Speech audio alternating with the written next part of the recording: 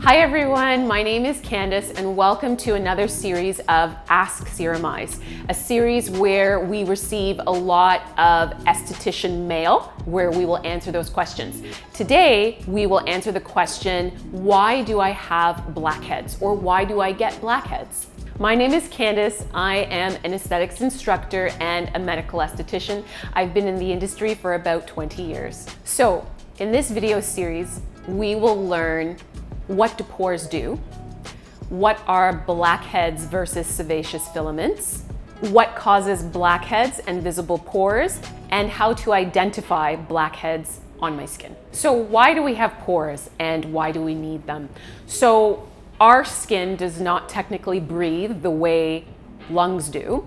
So according to medical research or that sort of explanation, we have pores to help eliminate oil, dirt, debris, dead skin cells, and to take in and out oxygen into our body. What is a blackhead and what causes a blackhead? So blackheads are sebaceous sebum that is mixed with dirt, oil, debris, sebum, all kind of mixed together. What happens is our natural oils come to the surface of the skin, mixes with dead skin cells within our skin, and it oxidizes. So when something oxidizes, it hits the air. So I'll give you an example. Think of an apple that you've sliced and you say, oh, I gotta go to work. I don't have time to eat this apple. And you've left the apple sliced and you've left it cut on your counter. When you come home, you notice that that apple is a little bit brown on the outside. You're like, oh, I don't wanna eat it.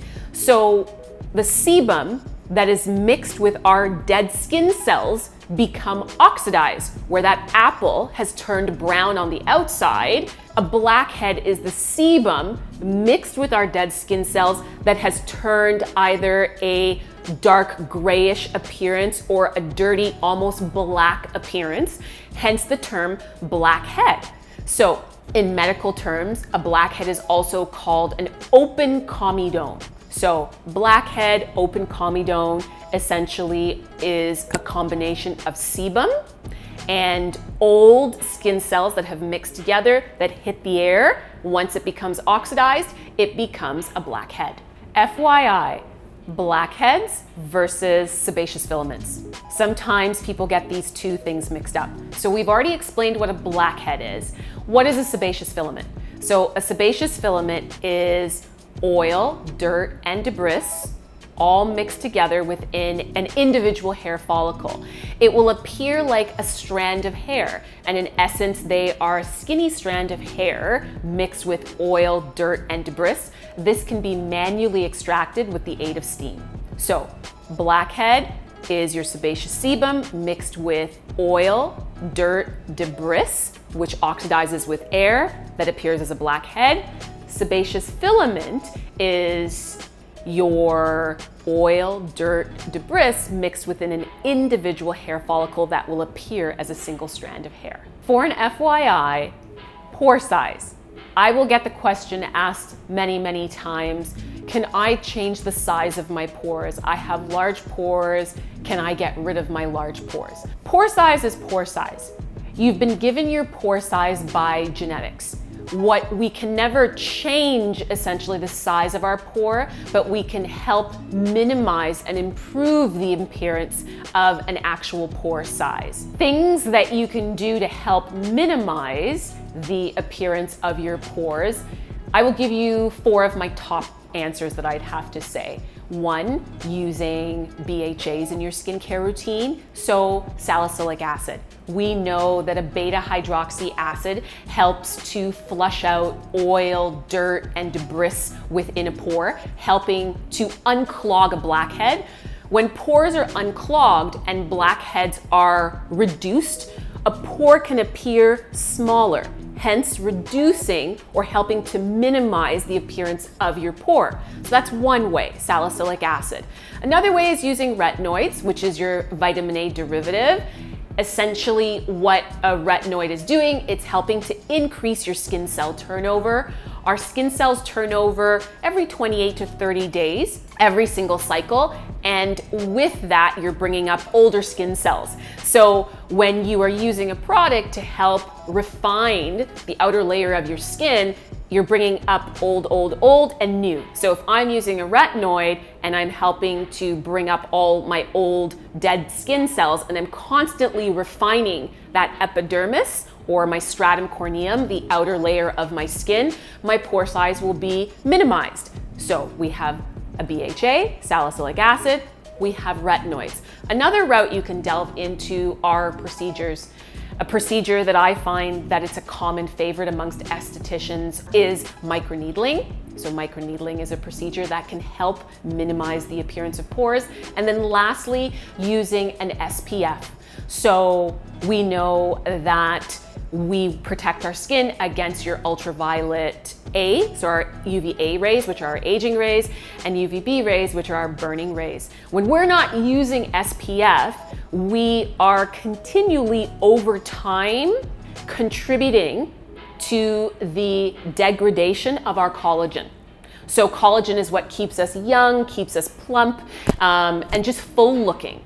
So if I'm not using an SPF and the sun's rays, my aging rays are constantly coming down and just over time, not right away, kind of chipping away and destroying my collagen bit by bit by bit, what can happen over time is the skin will lose collagen and the appearance of my pores will be more stretched out. So if they were already large to begin with, they're going to appear larger because I'm not protecting my epidermis. So sunscreen is another. So those four things, salicylic acid, which can be found in our Clear Fight product, that can help to minimize the appearance of your pores, retinoids, procedures such as microneedling, and sunscreen. I hope that all helps. From the education that you've all learned today, I'm going to give you what I call my no-no list of things that you should stay away from or avoid to either make a blackhead worse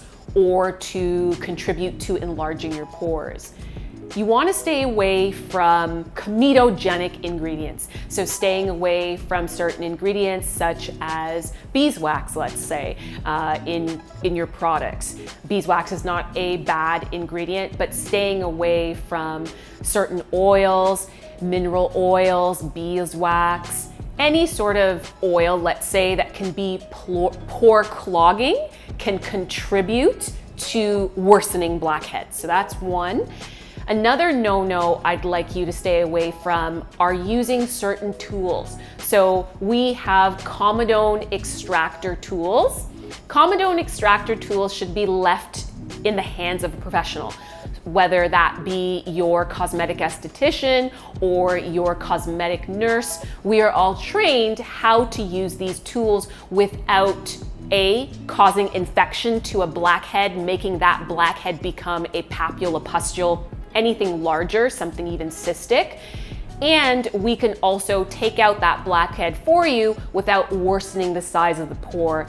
Sometimes I'll find that even friends might say, hey, I took out this blackhead, and you will see that visible pore because they've been too aggressive with that comedone extracting tool. So 2 no-nos to stay away from: A, using less comedogenic ingredients, and B, staying away from certain aesthetic tools like comedone extractors on your own. Leave it to the professional.